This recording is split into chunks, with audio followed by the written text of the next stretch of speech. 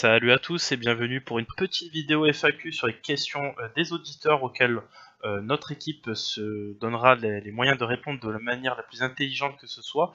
Et pourtant, nous sommes avec quelqu'un de pas forcément très intelligent. Salut René. Bonsoir à tous. Nous sommes avec Zemp. Salut Zemp. Salut tout le monde. Nous sommes avec Gunther. Salut Gunther. Salutations distinguées. Voilà, donc un petit peu plus On tôt aurait dans la peut-être une semaine. provocation, Julien. Ouais, tu m'as encore un petit peu foiré l'intro, mais c'est pas grave, celle-là on la garde. Donc du coup, on a posé sur Twitter un petit peu plus tôt dans la semaine un topic pour que vous puissiez laisser vos questions. Donc sans plus tarder, je vais les poser à mon équipe. Donc ça va être des questions tout d'abord sur le stade, parce que souvenez-vous, il y avait eu un petit tweet de GHE qui parlait du stade de Bilbao, de l'Athletic Bilbao, en disant que c'était pas si mal que ça pour 160 millions d'euros, un truc comme ça, une grosse ambiance. Donc il y a Kendrick qui a demandé que pensez-vous du stade Vélodrome, de ses défauts et autres incommodités. À l'image du dernier message du président sur Twitter, le stade de Bilbao et sa très belle finition ne vous a-t-il pas laissé envieux? Donc dans la même lignée, il y a aussi, enfin, je vous poserai les autres questions. Donc qu'est-ce que vous en avez pensé, Zempe, vas-y. Ben, le stade San Mamés, c'est un très très beau stade, forcément qui donne des envies, comme l'a dit GHE. Après, bon voilà, on sait très bien que c'est un moyen de pression pour trouver un accord avec Arema, mais le problème, alors les défauts du Vélodrome, c'est déjà que on a la pelouse éclatée par nos amis rugbymen assez régulièrement, même difficile à entretenir de manière générale parce qu'il y a beaucoup d'événements. Tous les événements qui s'y passent ne rapportent pas d'argent à l'OM et c'est ce qu'aimerait GHE. Tu peux pas le mettre aux couleurs de l'OM, les sièges, le personnaliser, etc. Donc ça fait pas mal de défauts. Il est un petit peu trop grand peut-être aussi.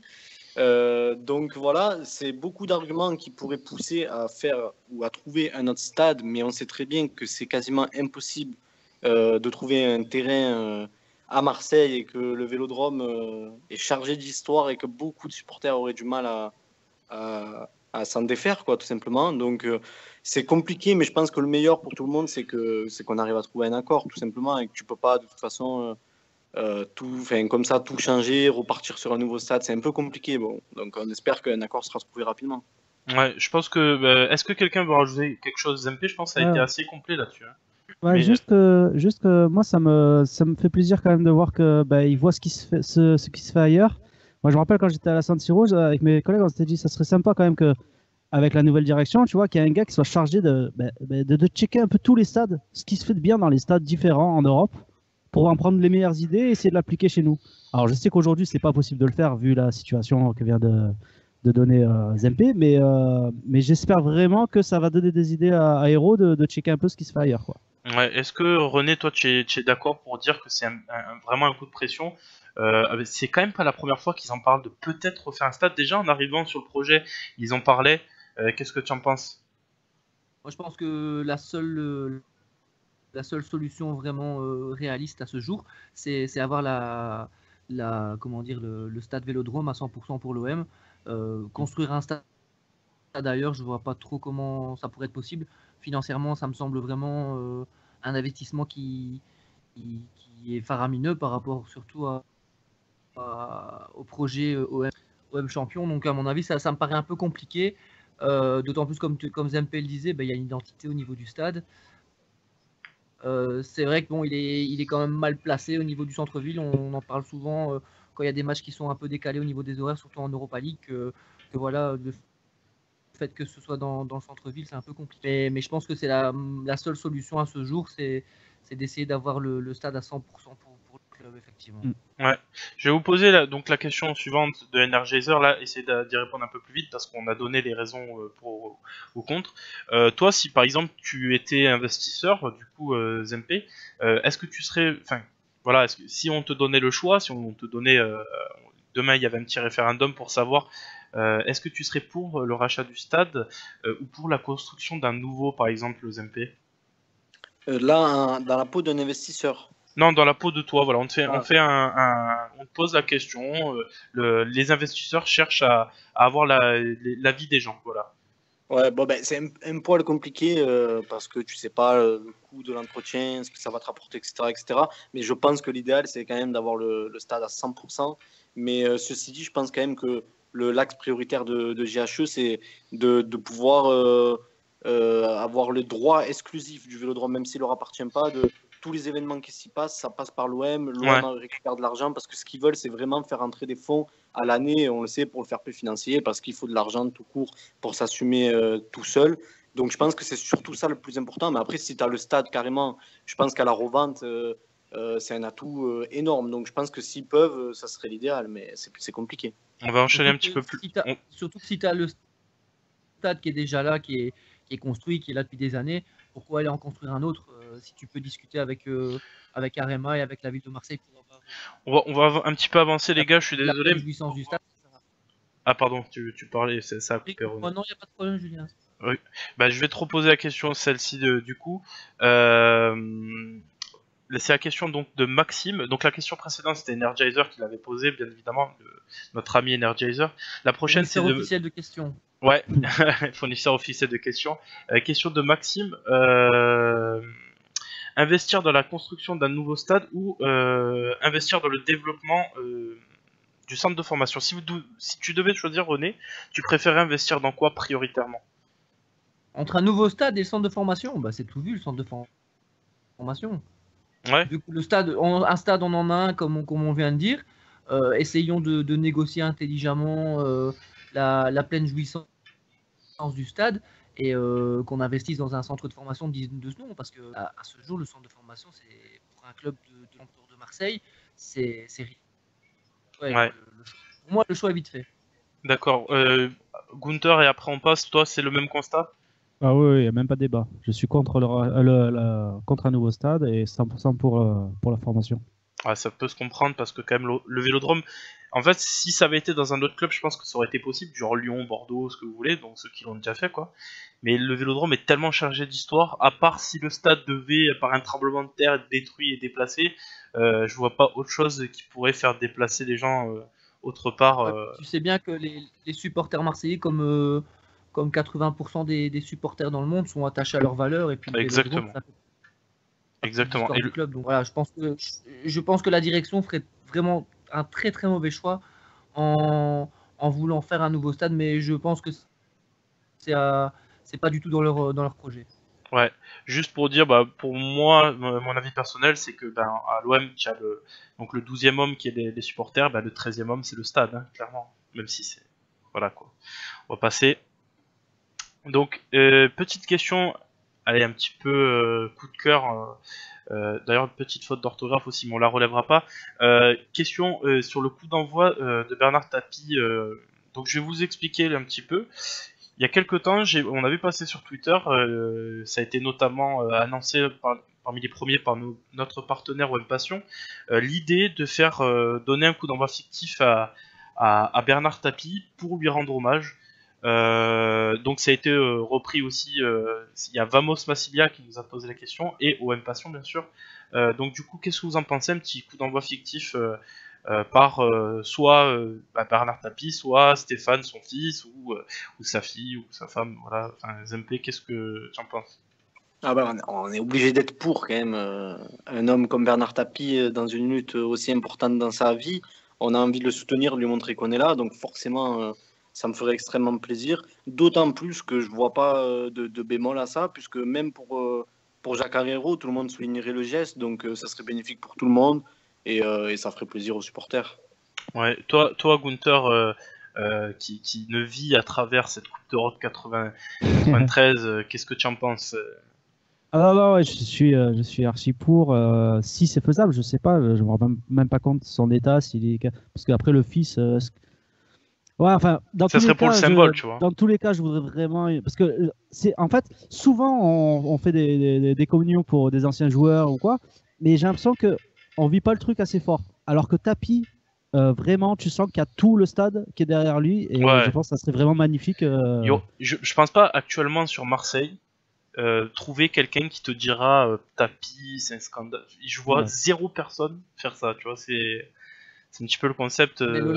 L'Olympique de Marseille, si l'Olympique de Marseille est ce qu'il est aujourd'hui, et si des gens au-delà des frontières en France, etc., sont supporters de l'OM, c'est grâce à Monsieur Tapi aussi. Donc ouais, effectivement, je pense que ce serait tellement logique qu'on puisse donner la chance de donner un coup d'envoi. Maintenant, comme Gunther le disait, est-ce qu'au niveau de son état de santé, c'est possible? Il me semble qu'on avait vu il y a 2-3 semaines des images. Bon, il a l'air de... Bon, voilà, il est malade, mais je pense qu'il est quand même en pleine faculté de ses moyens physiques au niveau de ses déplacements. Donc, je pense que oui, il y a quelque chose à faire là-dessus. Je pense que Monsieur Hérault est clairement au courant que les supporters seraient enclins à ce que ce genre de, de choses se fassent. Donc j'espère que d'ici la fin de saison, ça va se faire, effectivement. Ouais. Simplement pour vous dire, je pense aussi que le message de ces questions, c'est ceux qui regarderont la vidéo, les gars, n'hésitez pas à en parler autour de vous, retweetez un max ce genre de message. Il faut que ça rayonne jusqu'au président au final, et c'est ce genre de message, plutôt que de supporter des types qui grattent des maillots toute la journée. Ça, je pense que c'est un peu plus intelligent à RT, ou même Donc on sait que la direction est quand même très sensible à ce qui se passe sur les réseaux sociaux, donc autant le mettre à bon escient. Voilà, c'est un petit message, c'est petit clin d'œil sympa de la part des partenaires d'avoir lancé cette question. Troisième question, donc c'est une question sur Thauvin qui a été faite par le compte Peuple Olympien sur Twitter. Si un club propose une grosse somme pour Florian Thauvin cet été, que faire? Le laisser partir ou le garder à tout prix? Zempe, vas-y, attaque. C'est compliqué, moi, en tant que supporter, j'ai envie de garder notre joueur le plus décisif quand même, peu importe le prix, parce que c'est pas quelque chose qui m'importe beaucoup, moi, que le club fasse rentrer de l'argent. Après, c'est sûr qu'il pourrait peut-être réinvestir ça, il faut voir qui viendrait à la place. Le problème, c'est où vas-tu trouver un joueur aussi efficace que Thauvin au prix que tu vas le vendre, voilà. Donc tout ça, c'est compliqué.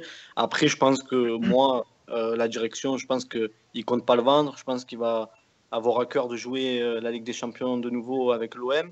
Et je pense que s'il n'y a pas une offre impossible à refuser pour les deux parties, il sera là l'année prochaine. Ouais, René, du coup, est-ce que tu penses... je crois que Jacques-Henri Hérault avait déjà parlé de ça en disant qu'il comptait pas du tout le vendre. Il avait dit que même pour 80 millions, 100 millions, il refuserait. Maintenant, ce qu'il faut, à mon sens, la question qu'il faut se poser, c'est est-ce que Thauvin est au sommet de son art ou est-ce qu'il a encore une marge de progression ou pas? S'il a encore une marge de progression, je pense qu'il faut le garder. Enfin, je suis même sûr qu'il faut le garder. S'il est arrivé à son top niveau, je serais plus. Voilà, je vais peut-être me faire jeter des cailloux dès que les gens nous auront écoutés, mais si aujourd'hui il est à son maximum et qu'il y a une offre très très très alléchante qui est mise sur la table, moi, je serais à la place de dire la direction, je réfléchirais quand même plutôt 2 fois. Ouais, je comprends ce que tu veux dire. Du coup, Gunther, tu vas pouvoir compléter avec ce que je pense que tu vas dire. Vas-y. Moi, c'est tout bête. Si vraiment il veut partir, alors on le laisse partir. S'il veut pas partir, il est intransférable. Voilà. Aussi, ça d'office. Il faut prendre en compte je donne tellement d'importance au mental que... Ouais, c'est ça. Il faut pas retenir un joueur contre sa volonté parce que ça peut faire... Et à contrario, ça peut te plomber une saison avec le joueur. Après, je pense pas que ce soit un garçon qui, pour le coup, va te foutre le bordel dans le vestiaire comme il aurait pu le faire à Lille ou quoi. Lille, il n'y a pas joué. L'OM, c'est quand même le club qu'il a repris alors qu'il est en disgrâce, là où il a connu, on va dire, pour l'instant, ses plus belles années football. Je pense pas qu'il fasse le fou, tu vois. C'est juste qu'il va faire le forcing peut-être à un moment donné si c'est le Bayern qui vient, notamment. Mais voilà, je veux pas non plus Florian Thauvin faire plus la bronca que ça. Bon, je pense qu'on a été complet là-dessus. On va avancer. Il y a encore quelques questions, là on en est à peine à la moitié. Donc question sur le numéro 9, donc encore, pardon pour la petite faute d'orthographe, j'ai écrit question sur le 9. Donc c'est une question de Lounis qui est déjà passé dans le talk. Salut Lounis si tu nous écoutes. Il me dit Germain vs Mitroglou pour créer la Discord dans le talk. Il n'y aura pas de Discord, Lounis, je suis désolé de te dire ça. On va juste parler, je pense, de forme du moment. Donc vas-y Zempe, lance-toi. Qui tu mettrais et pourquoi? Moi là j'ai envie de voir Mitroglou de nouveau titulaire parce que il rentre, il marque, que je retrouve des sensations. J'ai l'impression que pleinement, physiquement, il a retrouvé pleinement ses capacités physiques, pardon. Et que je pense que c'est peut-être le moment, sur les quelques matchs qui restent, de compter sur lui. Germain, on l'a quand même pas mal vu. Il est un peu dans le dur, sachant qu'il a quand même jamais vraiment été régulier pendant une longue période. Donc je pense que la forme du moment incite vraiment à mettre Mitroglou contre Dijon et voir ce qui se passera ensuite. Ouais, René, est-ce que tu es d'accord avec ça? Vas-y. Pareil, ouais. On a attaquant, on a la chance. On a trois joueurs qui peuvent jouer à ce poste, avec NJ qui est dans l'effectif, bien que ça plaise pas à tout le monde. Ben voilà, on prend le meilleur joueur du moment et on le fait jouer. Enfin, c'est tout. Je crois qu'il n'y a même pas matière à débat. Quand un joueur est en confiance et score comme pour l'instant Mitroglou semble le faire, eh ben on prend Mitroglou. Et puis si Mitroglou baisse de nouveau au niveau de ses matchs, eh ben, on mettra Germain. Et puis voilà. Ouais. Un attaquant, c'est purement le poste où tu joues avec la confiance. Donc, faut battre le fer tant qu'il est chaud. Quand tu as un mec qui claque des buts, bah, faut continuer à le faire jouer. Il n'y a pas de raison. Ouais. Je vais enchaîner avec Gunther en te disant, on disait dans un talk précédent, je sais plus exactement lequel, mais que Thauvin plus Mitroglou c'était pas super compatible. Notamment parce que on voit un petit peu le jeu de Thauvin et qu'il a tendance à beaucoup rentrer et surtout il n'a pas vraiment d'affinité de chemin préférentiel avec Mitroglou. Là, le fait est que Thauvin ne sera pas là pendant quelques temps. Est-ce que tu penses pas que c'est vraiment le moment de Mitroglou à ce moment-là?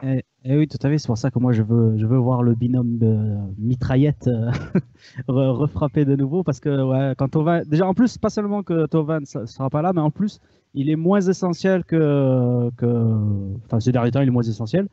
Je trouve quand même que son niveau est un peu baissé, sûrement la fatigue. Donc du coup, je donne moins d'importance à sa complémentarité avec l'attaquant. Je préfère privilégier la complémentarité qu'aura Payet avec l'attaquant. Et je pense que Germain est plus important avec Thauvin, mais Mitroglou est plus important avec Payet. Donc je vote Mitroglou jusqu'à ce qu'on n'en puisse plus de lui et qu'on dise ah non, il faut un autre.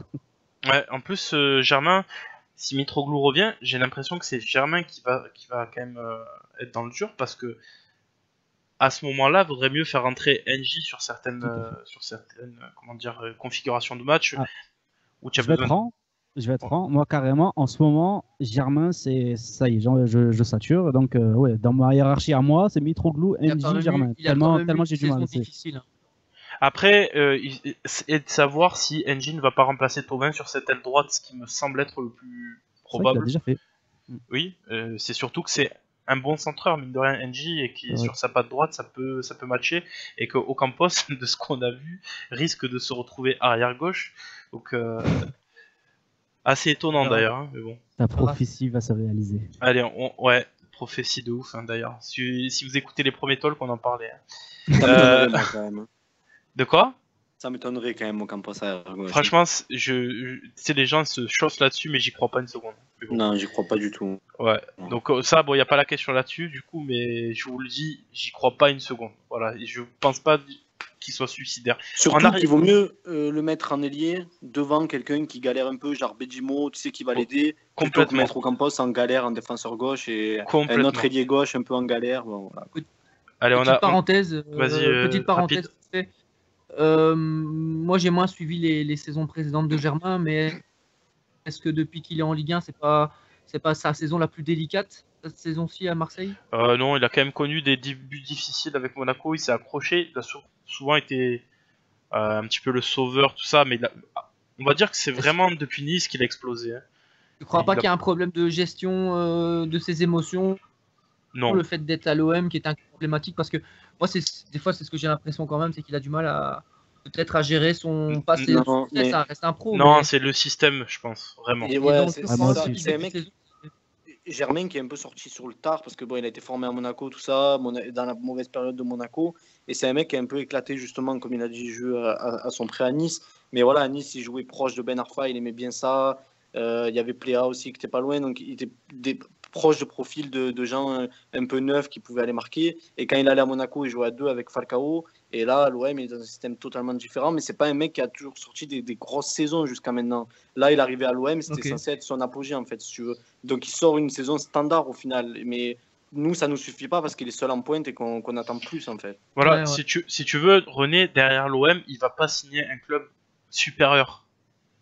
Voilà. Même si on peut se poser la question, on va dire sur les rapports de les forces actuelles, est-ce qu'il n'est pas déjà un petit peu sur le déclin, Monaco étant vraiment le summum de sa carrière, parce qu'il a quand même fait une demi-finale de Champions League avec ce club-là, plus champion de France.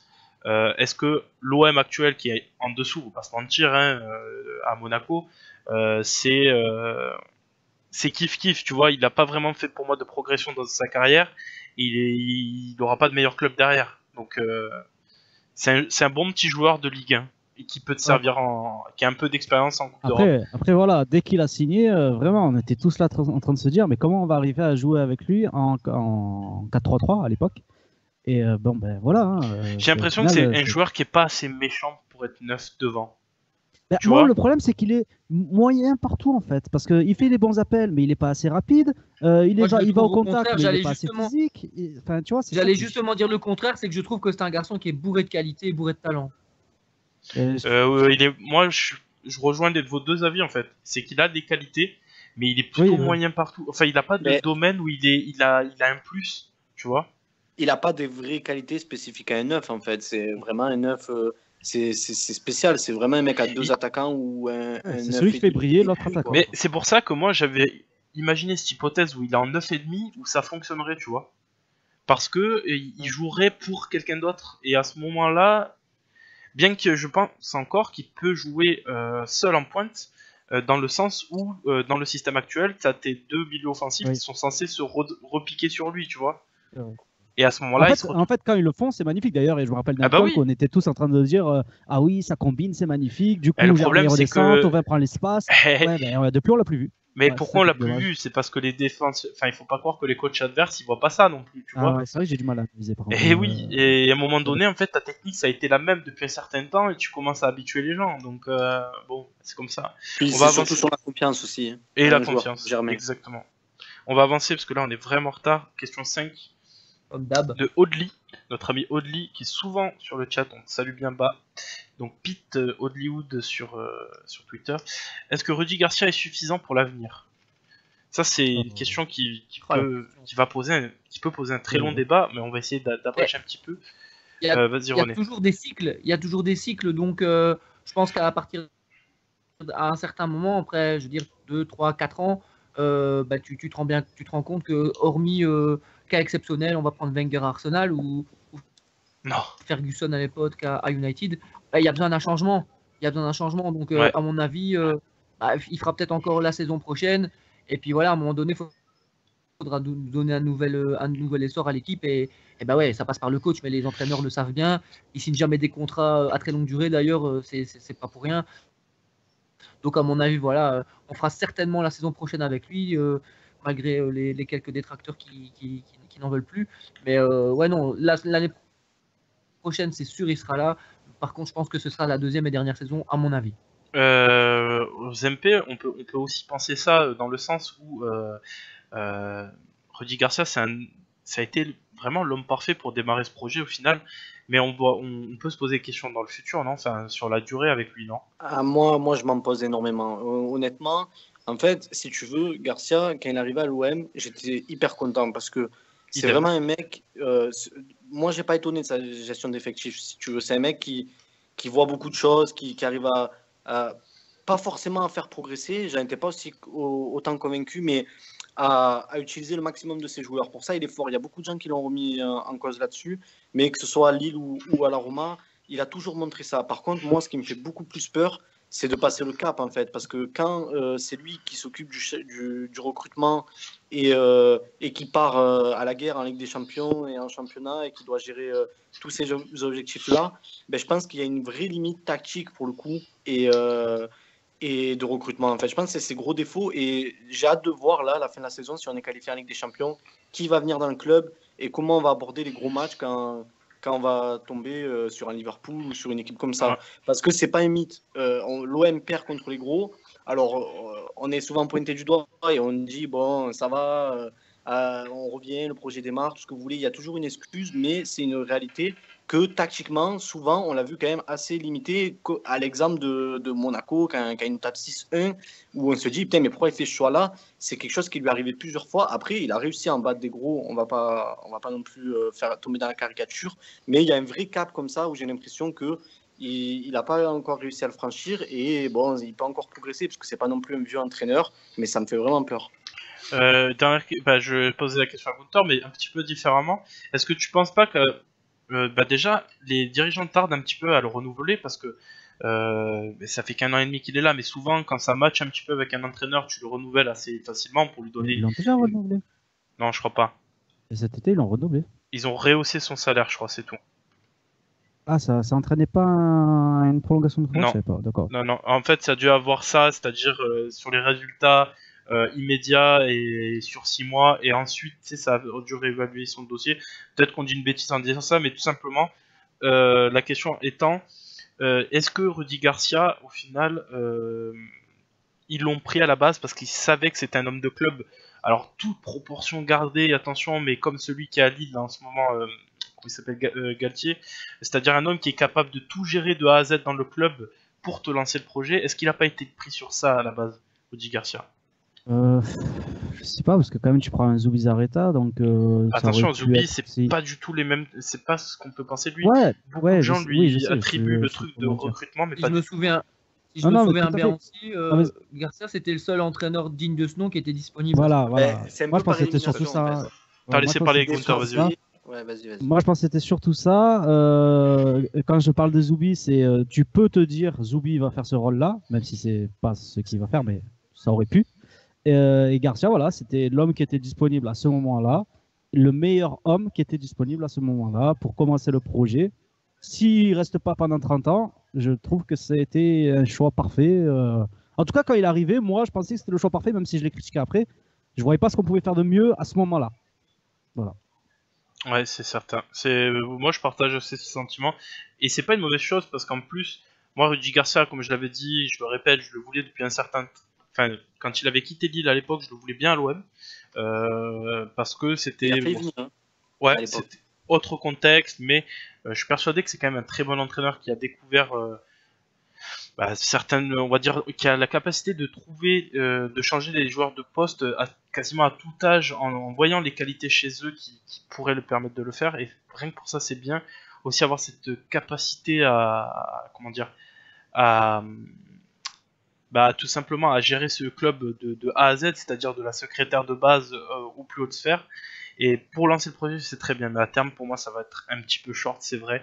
Comme parlait les MPI, il y a besoin d'avoir cet entraîneur qui te fait franchir ce cap. Et je pense pas que ce soit lui, moi non plus. Après, moi, je fais partie des gens qui pensent qu'un renouvellement tous les 2-3 ans, c'est bien Oui, aussi pour ça impulse quelque chose de nouveau. Voilà. C'est compliqué de garder un coach sur. En fait, tu peux garder un coach sur plusieurs saisons si lui-même se renouvelle dans sa façon de penser tous les 2-3 ans. Ouais. Et Mais c'est bon. compliqué. Et chaque entraîneur qui passe apporte sa petite touche aussi. Ouais, hein. c'est ça. Ouais. Aussi, ouais. Moi, je le vois, par exemple, on en parle souvent en off sur ce qui s'est passé au Napoli. Les entraîneurs, chacun a apporté son truc, ses connaissances, son réseau. Benitez a ramené des Espagnols, chacun, et ça a façonné un truc qui explose au bout d'un moment sur un entraîneur. Et ça, c'est important aussi que plusieurs entraîneurs apportent une petite touche à une équipe et qu'il y en a un qui récupère tout, quoi. Au passage, moi, ce qui me désole un petit peu, c'est que Garcia n'a pas apporté ces petites touches italiennes et ni Zubi espagnol, tu vois. À l'avenir, peut-être, hein, mais. Quand il est parti à la Roma, il a surtout amené une touche française. Enfin, il a ramené. Ouais, mais tu te fais un réseau d'Italie, tu vois ce que je veux dire. Il reste Et, à la Roma, ouais. il voit 2-3 bons éléments que. Et là, le réseau, il La préparation, c'est veut pas. te ramener c'est pas- Gervinho, t'es pas content? Et la préparation, c'est pas sa team italienne, ça? Ah si, par contre, ouais, là, on a une vraie prépa italienne physique et pour le coup, pas plus mal. Alors, l'hécatombe qui est une blessure, je vous rappelle que Thauvin se blesse en équipe de France. Saka et lui, ça fait vraiment depuis longtemps qu'il traîne ça et ça devait péter au bout d'un moment. Tant que c'est pas Dans Ramis d'autres qui se sélections. blesse, je peux pas en vouloir, moi. Non, mais je vais vous dire un Le truc. seul que je comprendrais, c'est Ceux- Rami, Gustavo. Voilà. Non, mais ceux qui parlent maintenant en disant ouais, vous avez vu, on n'a pas recruté à l'intersaison, c'est un scandale.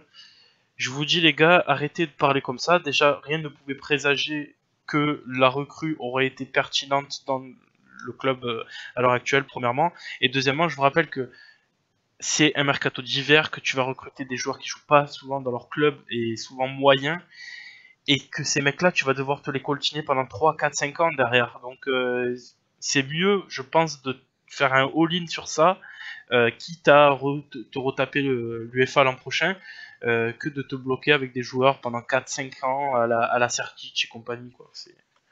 Enfin, voilà, c'est un avis perso. On va accélérer. Il y a eu 2-3 petites questions comme ça sur le centre de formation, assez intéressant. Donc ça va être 2 questions sur le centre de formation.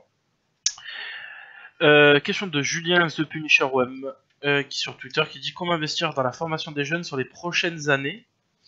Et question de Gianni MRN, donc un petit peu la même question en disant comment s'y prendre pour la formation, redonner envie aux jeunes de rejoindre l'OM. En gros, on nous dit comment investir dans les jeunes et comment redevenir attractif pour les jeunes, Zempe. Alors, déjà, pour redevenir attractif, il faut du temps. Déjà, tout simplement, il faut prouver que tes jeunes vont avoir une chance. Je pense à Camara, Lopez, Sarri, tout ça. Parce qu'à l'heure actuelle, un jeune, je prends un exemple tout con, il est en U14 à Toulon, Marseille, Montpellier, Nice viennent sur lui.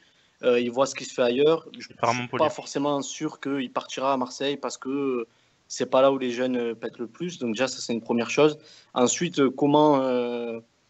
pour la suite du centre de formation, alors le principal, c'est le scouting, c'est trouver les talents et bien les identifier parce que c'est dur de trouver un jeune qui réussira plus tard 5-6 ans à l'avance. Donc ça, c'est vraiment compliqué. Et qu'est-ce que je voulais dire d'autre? Je sais plus. Bah, ça va te revenir, mais dans tous les cas... On sait bien qu'il n'y a pas une culture formation à l'OM. Et c'est pas pour rien qu'on a engagé un mec comme Zubizarreta, qui dans ses plus grandes missions, c'est juste le centre de formation. Donc c'est long à se mettre en place, mais c'est la pierre d'achoppement pour projet, parce que ça passera d'office par là, effectivement. Je vais juste rebondir sur ce que tu dis, René, mais et partir un peu à contre-pied de toi en demandant à Gunther du coup. Ok sur ce que René vient de dire, c'est-à-dire qu'on a pris un mec comme Zubizarreta pour lui confier cette mission-là, mais visiblement de ce qu'on entend, Zubizarreta aurait peut-être pas autant de mains libres que ça, parce que il y a eu un cas où il y a un jeune que l'OM était dessus, qui est dans une des équipes, je crois, partenaires de l'OM, et au final qui va signer à Montpellier, parce qu'on entend en off se murmurer que au final l'OM ne veut pas s'aligner sur ce qui se fait maintenant, à savoir fournir de l'argent aux familles aussi. Donc qu'est-ce que tu en penses, Gunther? J'en pense qu'on ne sait pas si ce joueur va être bon. On ne sait pas si ça vaut le coup de s'aligner financièrement sur le joueur et que peut-être tout simplement, on estime que ça vaut pas le coup, tout simplement. Je trouve qu'on s'affole dès qu'il y a le moindre joueur qui va partir ailleurs, on s'affole, alors que jusqu'à présent, ceux qui quittent le centre de formation, j'ai rarement entendu que c'était des pépites. Donc j'attends comme a dit MP, c'est sur le temps que ça va se faire. Et moi, je ce que du coup, j'ai retrouvé juste ce que je voulais dire. Ouais.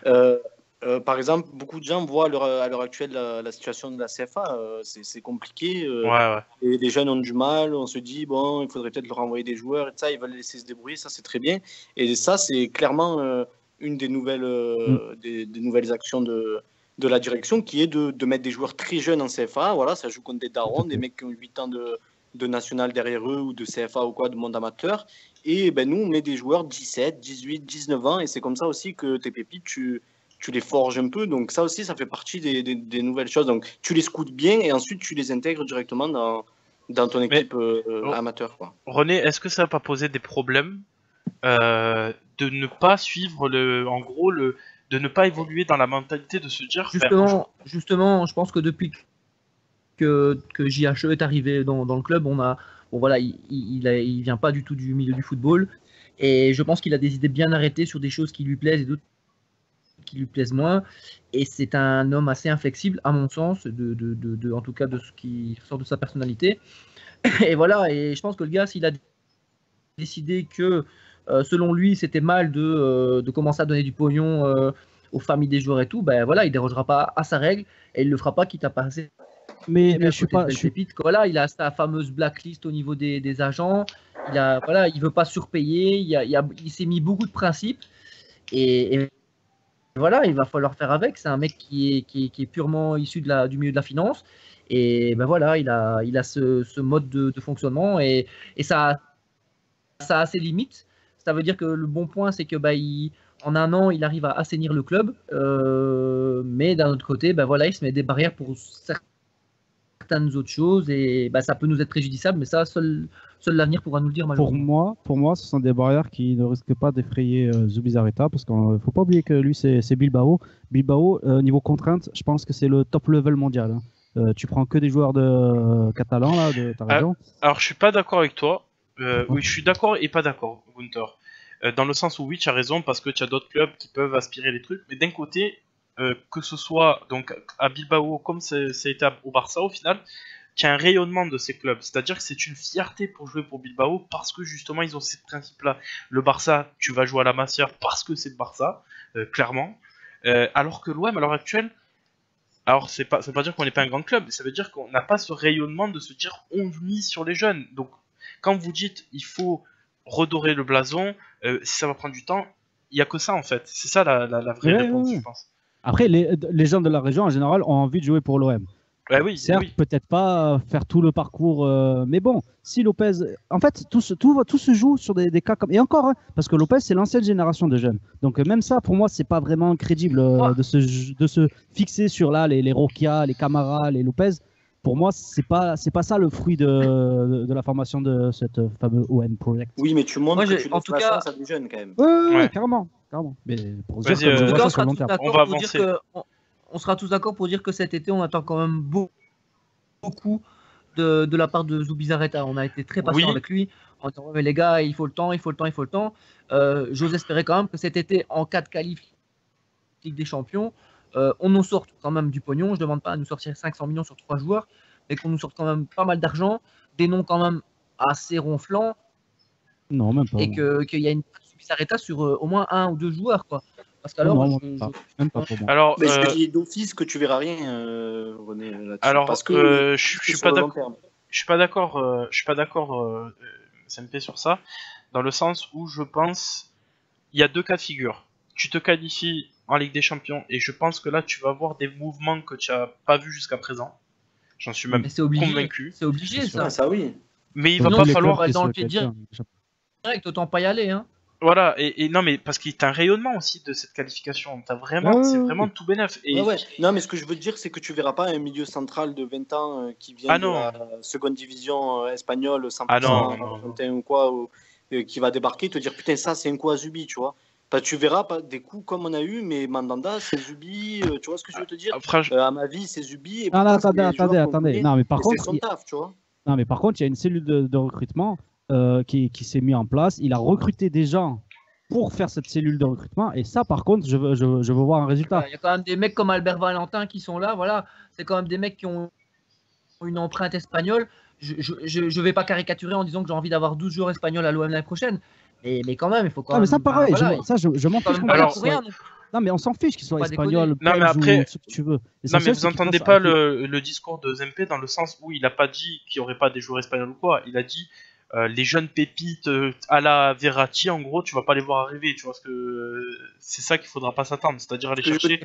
C'est que tu te diras pas putain, lui c'est sûr, c'est Zubi qui l'a dégoté et Garcia il aurait pas trouvé lui-même. Tu vois ce que je veux te dire? Parce que demain il peut venir. Je te dis une connerie, moi, Banega, on le connaît tous. Moi, je suis d'accord. Hein. Tu vas te dire, putain, Zubi, bien joué et tout, il a réussi à le convaincre et tout, mais ça se trouve, c'est Garcia qui a eu l'idée, qui a dit, bon, lui, on va le chercher, et ça, tu pourras jamais savoir. Ouais, je suis 100% d'accord avec toi. On va avancer, les gars, on va avancer les frères. Bon, tu vois, j'espère quand même qu'on fera des coups à la Verratti ou à la Pellegrini de Monaco, tu vois, peut-être pas l'été prochain. Voilà, ouais, ça arrivera. Je pense pas que ça va arriver sur une saison, mais sur plusieurs. Après, on verra. Question sur les remplaçants. Donc c'est une question de Okman. J'ai bien pris l'accent et tout. C'est Carlos Y sur Twitter. En l'absence de Rami, qui jouera Donc est-ce que c'est Aymen, est-ce que c'est Sertic ou Bouba Camara? défense Il dit centrale. ça, voir Luis Gustavo, il dit ça pour l'absence de Rami dans le sens où il risque d'être suspendu. Souvenez-vous. Mhm.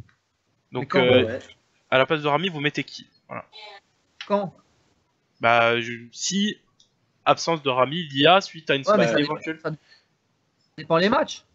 Non, mais dans tous les cas, ce sera Abdenour. Et il a Abdenour, jamais fait autre chose que ça depuis le début Ouais, de la saison. Après, il Je y vois a, pas il y a pourquoi t'as un Sertic coup. qui revient. Ouais, mais même, Sertic, il revient. Tu te rends compte depuis quand il a pas joué? Il va pas prendre le Non, risque. non, hein. mais oui, non, mais Ça c'est sûr, me- mais Il peut-être va qu'il pas va prendre le risque. le réintégrer, peut-être le faire jouer un ou deux matchs aussi, et peut-être lancer Camara en défense centrale. on sait Attends, jamais, et ça. c'est pas bête ce qu'il dit Carlo Tigrec là. Donc il dit pourquoi pas lancer Luis Gustavo qui a déjà joué de défenseur central parce qu'il te faut un taulier derrière et avoir Sertic qui reprendrait une place au milieu ou même Bouba Camara ou envisager un milieu je sais pas Lopez Zambo tu vois. Ouais, il Après, est tu trop as, important au milieu, je zéro pense. complémentarité, enfin, zéro expérience avec cette charnière-là, alors que. Mais bon, est-ce que Aymen Bah, franchement Aymen Rolando, il y Abdenour a- je le trouve très moyen. Non, mais en plus, je suis sûr que Gustavo est beaucoup moins fort en défense qu'au milieu. Franchement, Ouais, je c'est sais possible. Abdenour Rolando en défense. Abdenour Rolando en défense centrale. Attends. Je veux pas dire que ça fait peur, mais quand même quoi. Ouais, pas. ça Eh ben, fait c'est quand un même assez match où il peur. faudra avoir le ballon. Ouais, on va prier pour que cette éventuelle sanction n'arrive jamais, parce que de ce qu'il en ressort, c'est pas parti pour en tout cas. Donc voilà. Parce qu'il s'avère qu'aucun joueur de l'OM n'a frappé de joueurs adverses. Bah, de toute façon, pour que Rami soit sanctionné, il faut que les joueurs lyonnais soient encore plus sanctionnés, et on sait que les joueurs lyonnais sont plutôt Exactement. épargnés. Donc on est tranquille. Allez, question sur la motivation. On va essayer d'aller très vite sur cette question, parce qu'après il nous en reste une et on a peu de temps. Question de Rizzo OM. Avec la contre-performance face à Lyon, quelle est la priorité pour vous, Europa League, Europa ou Ligue 1, sachant que les deux, avec notre effectif, est compliqué? Vous allez juste me dire, selon vous, en une phrase, quelle est la priorité? Moi, franchement, j'ai pas de priorité. J'ai les deux à fond. Des deux à fond. Je négligerai aucun des deux. La meilleure équipe disponible à chaque fois, quoi.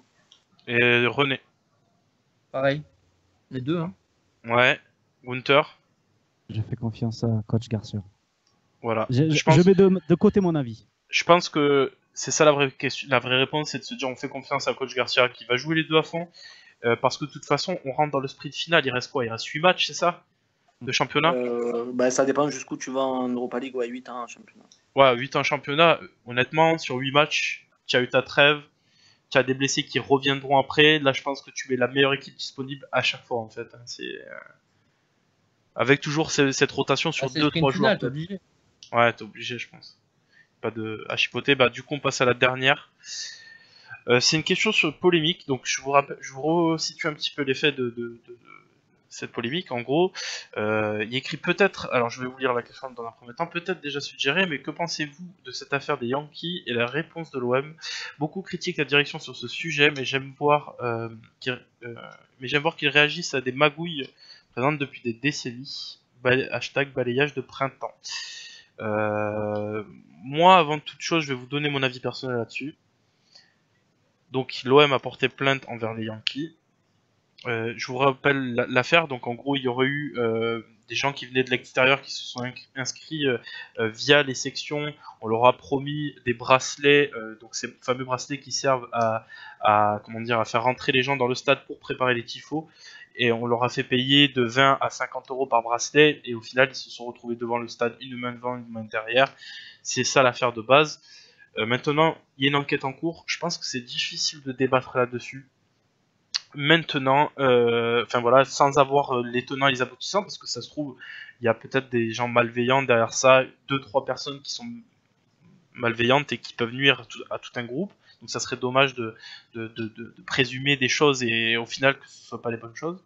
Maintenant, Gunther, toi qui étais abonné chez les Yankees, je vais te laisser la parole. Je pense qu'il y avait un petit ressenti à dire là-dessus et ils sont pas non plus tout blancs quoi sur certains points. Voilà, moi j'étais abonné. Si je suis plus abonné, c'est pas par hasard. Même si je suis jamais allé dans leur zone, au final c'était toujours chez eux que je prenais mon abonnement. Et à chaque fois que j'ai eu affaire à eux, que ce soit pour ma carte avait été volée, un abonnement tout simplement, se renseigner pour les matchs de Coupe d'Europe, à chaque fois j'ai pété un câble. Mon collègue pareil. Au final on est parti. quand je vais dans leur local, j'ai vraiment l'impression que c'est des gamins, que c'est pas tenu, c'est pas sérieux. Et donc quand j'entends ça, je me dis, c'est tellement énorme que j'ai du mal à croire que les cadres comme Tonini soient derrière. Mais si c'est le cas, mais voilà, comme tu dis, il faut attendre, il y a une enquête. J'ai pas envie de me. Non, au fond de moi, j'ai envie de dire, ah ouais, c'est des Mongoliens, j'en peux plus d'eux. La vérité, c'est vrai, mais je le ferai pas parce qu'il y a une enquête et qu'on passerait bien pour des cons à s'esclaffer comme ça et dire après derrière, ah mince, en fait, c'était plus compliqué que ce qu'on pensait. Ouais. Faut juste avoir un truc, c'est que si l'OM dépose plainte contre les Yankees, c'est pas parce qu'ils ont la haine sur les Yankees ou quoi que ce soit, c'est parce qu'ils ont tellement eu de retours de plainte qu'en fait, ils n'avaient pas le choix non plus de déposer plainte au nom du club pour tous ces gens-là contre les clubs contre le groupe des Yankees. Et en déposant plainte, ce qui est bien, c'est que si jamais la direction du groupe de supporters ou ses dirigeants, je sais pas quoi, est innocente, ben voilà, ça les lèvera tout soupçon. Donc le dépôt de plainte, en fait, c'est dans les deux sens que ça va. C'est soit dire, voilà, vous avez fauté, ben maintenant assumez vos conneries, ou ben voilà, on a fait une enquête, il n'y a rien qui ressort de l'enquête, ok, vous êtes clean, et tant mieux pour vous. Donc quelque part, le dépôt de plainte, il est pas si négatif que ça pour le groupe de supporters. Ouais, Si toutefois, c'est fait de mal. Faut pas oublier que le même jour où se passe ce truc, ils ont quand même un tifo gagné et complètement aux couleurs des Yankees, parce qu'ils ont fait le tifo géant avec leur logo tout en haut. Donc moi personnellement, quand j'ai vu ça, je me suis dit, oh putain, les Yankees, ils se mettent bien avec la direction. Au final de cette histoire, voilà, on peut pas taxer la direction d'être anti-Yankee. Je sais pas, on verra. Pour finir, Zempe, est-ce que tu as quelque chose à rajouter après, sur cette affaire ou pas? Après, c'est indéniable qu'il y a un malaise entre les groupes de supporters et la direction depuis le début. Maintenant, bon, ça. Non, mais moi, c'est le genre d'histoire qui devrait plus arriver maintenant avec cette direction.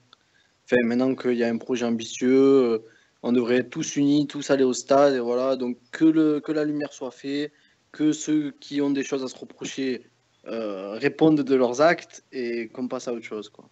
Oh, c'est beau quand tu parles comme ça. Ouais, c'est très très beau. Sur ces belles paroles d'ailleurs, nous on va se quitter les gens.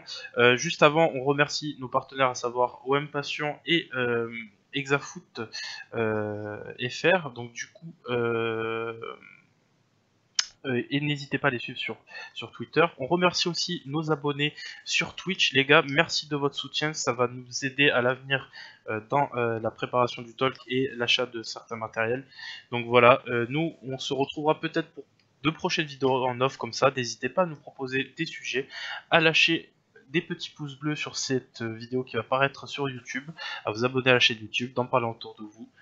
Et on se dit bonne soirée, salut à tous. Et allez l'OM. Allez l'OM. Et bisous FX.